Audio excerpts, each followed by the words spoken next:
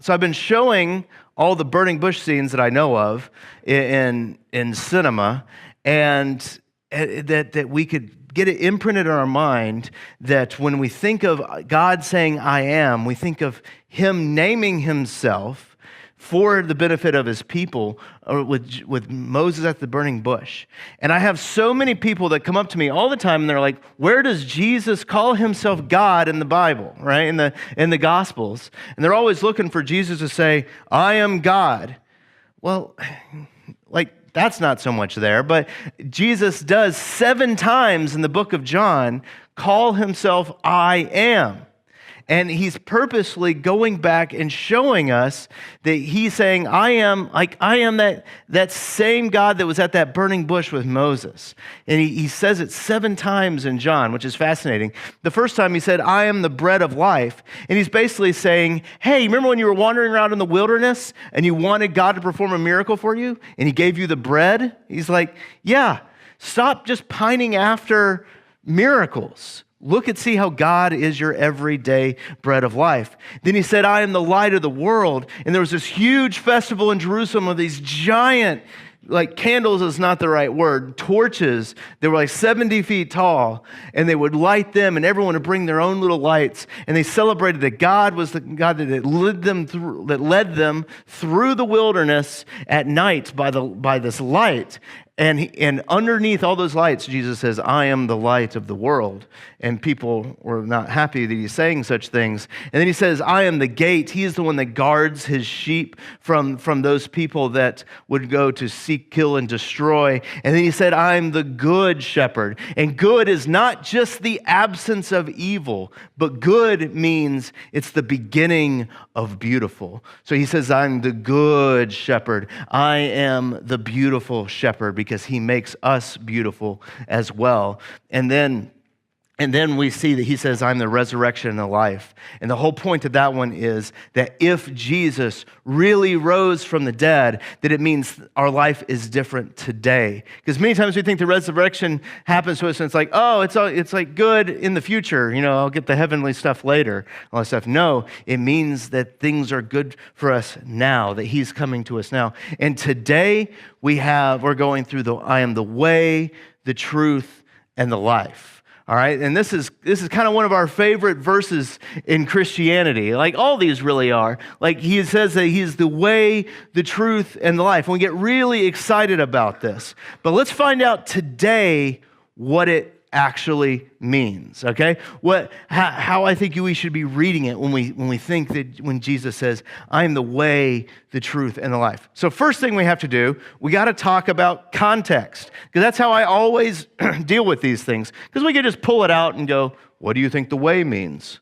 I don't know. Let's find out what John thinks of it. So there were these ancient Jewish communities. One of them was called the Essenes, and they thought that if you that you could find the way to live your life, and it was basically by strict rule following, right? Like you could get, if you could just get your life in order, then you would get the good stuff. The Pharisees believed this too. They believed it's like, man, if we could just get everyone to act good enough, then God would send his Messiah.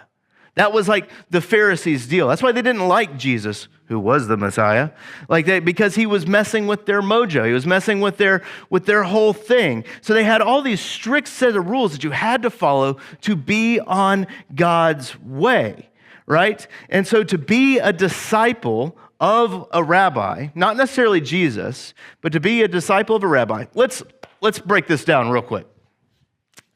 As I am getting older, some of you laugh at that, but it's happening to you too. But as I'm getting older, the word disciple I'm finding less and less helpful. And what disciple actually means is student, and rabbi means teacher, right? So even students of a teacher, they would teach all this. And here's what I would like you to be. So we talk a lot about discipleship in the church, right? Disciple just means being a student, like student, a follower, right? I would like you to be a student of our teacher, Jesus. and to also grab other people with you. And so let's go be students together. Now, some of you are like, I don't like school. Like, I get that. I get that. This isn't school. It's just following and learning and learning how to be like that person more. So what this meant, to follow after the way, would be students of a teacher would come in and they would go, show us the way, and they would say, live like this, live like this, live like this, follow all of these rules, and you will be on the way, right? Like that's, we do this all the time. You go to the self-help section of Barnes & Noble, right? Is there a Barnes & Noble around here? I haven't been to you go to Amazon and type self-help, right? Like that's what I was like, I haven't been to a bookstore in so long. I think the last time I was in a Barnes & Noble there wasn't a Starbucks near, and so I went and got Starbucks coffee inside of a Barnes & Noble, right? It's a scathing indictment of Barnes & Noble. But you go to the self-help thing, and it's like, follow the nice rules in this book, and you'll be on the way, right? You'll feel better about your life. You'll feel better about all this stuff. And then you steep into depression when you realize that, I hit a roadblock on this path, and it actually doesn't work, right? Because we love to plan. Now, for those of you that need to know, I write all my sermons with my buddy Mark. And he's a pastor in Tampa. If you're ever in Tampa on a Sunday, go visit Messiah Tampa. You will hear the same sermon, but not as exciting delivered.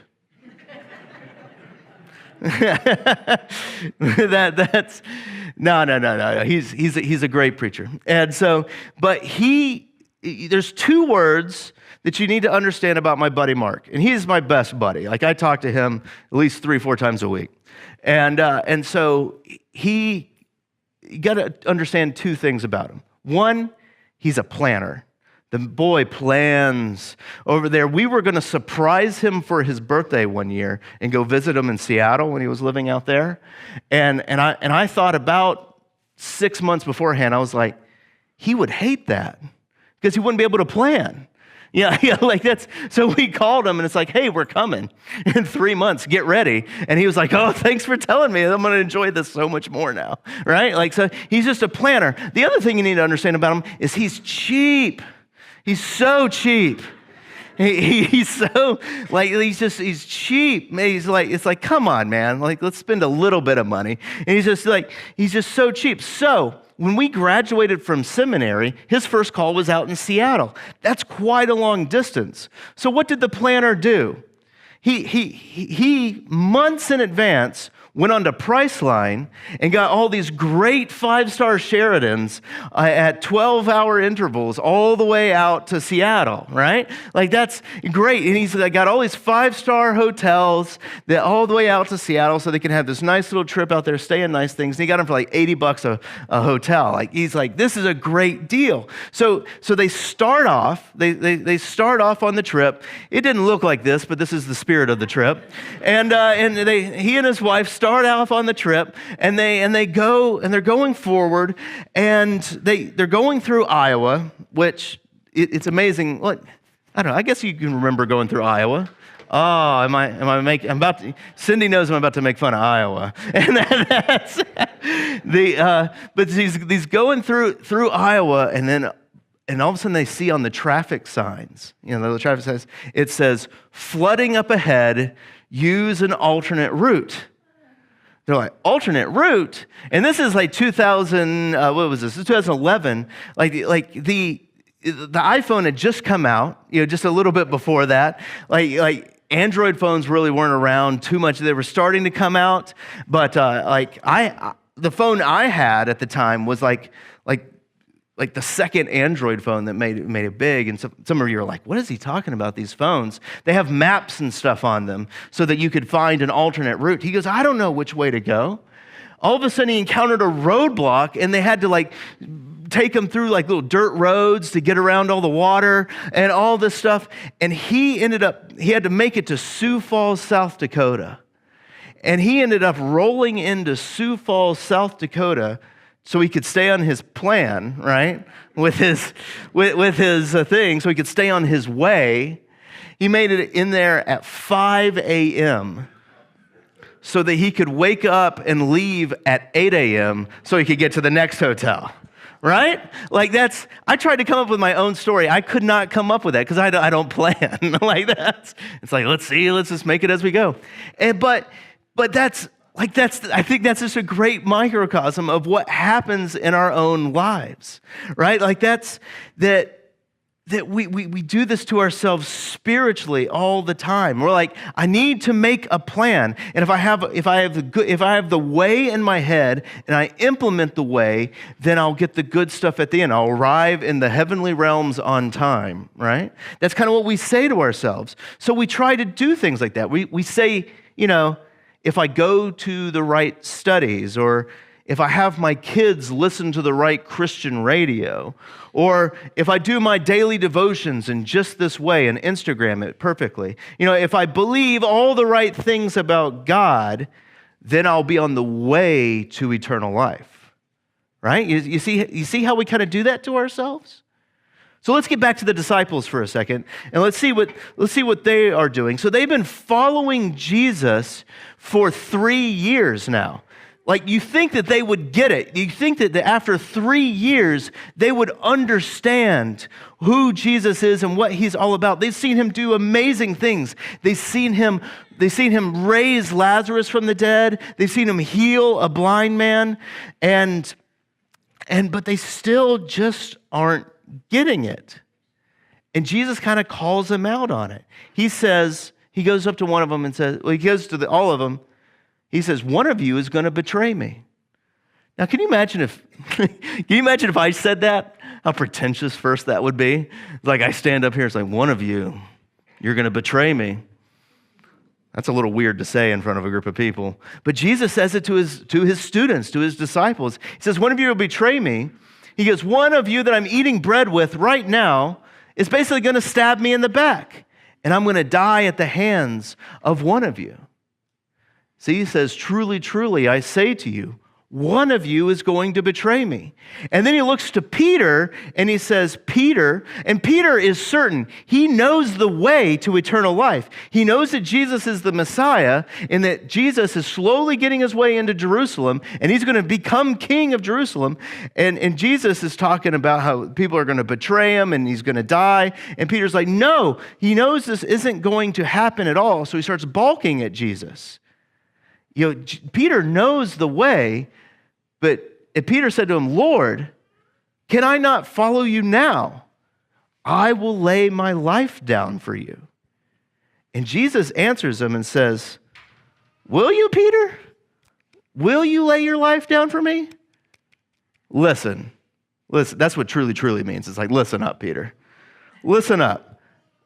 Before the rooster crows, you're going to deny me 3 times, Mr. I'm going to lay my life down for you. You're going to deny me 3 times. Jesus says, you guys are going to fail. You guys are going to let me down. He goes, my path, you just don't understand. My way, you can't get your head around. You guys aren't going to make the cut. You're not going to be good enough. In fact, you messing this up is going to actually lead to my death. And Jesus basically points out to them, he's like, you're following in your own ways. You're following your own ways. You're not on my way, right? And they think they know what they're going to do they think they know what's going to happen, but what do we end up seeing that happens in the story? Jesus is he's at the trial and they're convicting him, and people notice Peter outside of the trial, and they're like, hey, you were with him, right? And he denies Jesus 3 times. Now, here's the meat that I want you to get right here.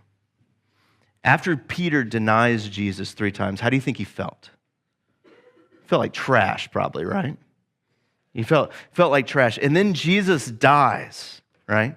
And all of a sudden, Jesus rises again, and he hears about it, and he's like, not sure what to think about it and all that stuff, but he still can't seem to get over the fact that he denied Jesus. Even though he said, hey, I will even die for you, he seems like he can't get over that. It seems like there was a big roadblock in Peter's way. And what do we end up finding Peter doing After Jesus died and rose again, after Peter denies him, where do we find Peter? He's back fishing again, isn't he, in the story? Why is he back fishing again? It's because I think he does what we all do when we hit those big roadblocks in our lives, and we have those big spiritual moments that we don't know how to process. We're like, I thought I knew what the way was. I thought I had this all down. We all like, well, when was a time in my life that I thought things were better? And we retreat straight back to then, don't we? We retreat straight back. It's like, okay, if I could just retreat back to this better time. And all of a sudden we find Peter no longer fishing for men, as Jesus put him on, but he's back to fishing for fish. He's back at his old job again. And that's kind of the idea that I want to get across to you today, is that oftentimes we have our own ways, that we have our own things, we have our own set of rules that we have to follow in order to appease God or something like that, or appease our neighbor or something. I don't know what it is. And the thing is we're going to have roadblocks in our lives. Iowa is going to be flooded out on the great road trip of life. And there's all kinds of roadblocks that we may encounter. Like there's all kinds of things that will get in the way of us. Death of a parent, of a spouse, of a kid. Maybe you have an addictive personality. Maybe you get sick. Maybe there's an affair in your family or with a friend. All these different roadblocks that we're just going through life all hunky-dunky, right? And then bam. And we're like, I don't know how to get around this. And our temptation is to be like Peter and go, well, I'm just going to go back to the way things were, pretend like all this didn't happen. And it's tough when we hit those roadblocks in our lives. And it can grind us down to nothing. And I've found, as I've been a pastor now 7 years, the people that are the most disenchanted, the most angry with God are the ones where they hit that roadblock and they felt like God abandoned them on the roadblock. They felt like they were like, I was doing everything that I should have. I was following all the rules. I was doing just fine. And they hit that roadblock and it's like, why did God do this to me? And it makes people angry and disenchanted, and they don't know where to go after that. And Jesus knows this. And he says right after he tells the disciples, hey, you're going to betray me. You guys say you're my friends, but you're actually nasty to me. He says, oh, let not your hearts be troubled. Right after he says, you guys are all going to betray me, he says, let not your hearts be troubled. Believe in God, believe also in me. In my Father's house are many rooms. If it were not so, I would have told you that. I go to prepare a place for you. And if I go and prepare a place for you, I will come again and take you to there myself, that I may be with you always. He says in the midst of our struggle and the roadblocks that we are causing for ourselves, he says, don't be troubled by those. Don't be troubled by those. Listen, and this is the heart of this. Jesus is the way, the truth, and the life. Oftentimes, we try to make our own way, but Jesus is the way. He is the way. Follow after him. Be a student of him. And here's the thing. Here's the little secret about this. Even if you're fully on the way of Jesus, those roadblocks are still going to happen. They're still going to happen in your life. There's still going to be those. You're still going to be trying to get through Iowa because you're just trying to get through it, right, Cindy? Not trying to stop in it, right? No, that's just try. You're still going to have roadblocks in Iowa. You're still going to have those roadblocks in your life. You're still going to have the struggles. But when you're on the way of Jesus, you can go, it's okay. It's okay. Because Jesus is with you still. And here's the beautiful part of it. When Peter went back to knowing what he did best, he's back to fishing. Jesus met him on that beach. And that's when he said, Peter, go feed my lambs. Go feed my lambs. Go feed my lambs. He told him 3 times, go feed my lambs. How many times did he deny him? Exactly. Jesus restored Peter from the depths of his insecurity and anger and hatred. So if you followed after your own path and gone your own way for years and years and years, you're not too far gone. Jesus meets you where you're at right now, and he says to you, let not your hearts be troubled, because I am the way. So those roadblocks, they're going to happen. But that's okay. Let them happen, because Jesus is with us all, even in the tough times and the good times. And I think, at least my humble opinion, that's what it means when Jesus says, I am the way, the truth, and the life. And that's good news. Let's say a prayer. Jesus, we thank you that you are with us and that you are always here, Lord. Lord, when we encounter those roadblocks in our life, help us to see how you are guiding us through those tough times. And that how when we weep, you are weeping with us. When we are joyful, you are joyful with us. And Lord, that we can continue going on the road trip to life, the journey of life, we continue to stay on your way because you bring us life.